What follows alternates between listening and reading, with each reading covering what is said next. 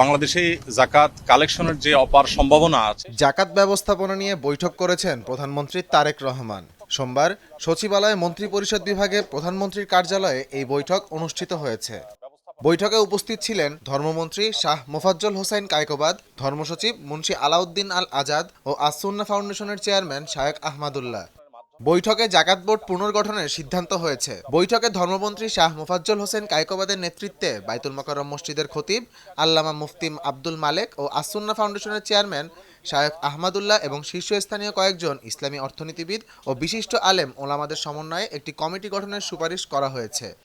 বৈঠকে কার্যকর জাকাত ব্যবস্থাপনার মাধ্যমে কিভাবে দেশের দারিদ্র্য বিমোচন সম্ভব তা নিয়ে আলোচনা হয়েছে। প্রধানমন্ত্রী তারেক রহমান দেশে জাকাত ব্যবস্থাপনাকে কিভাবে আরও কার্যকর ও সুশৃঙ্খল করা যায় সেই সম্ভাবনা খুঁজে বের করার নির্দেশ দিয়েছেন। আহমদ জামিল হক, নয়া দিগন্ত।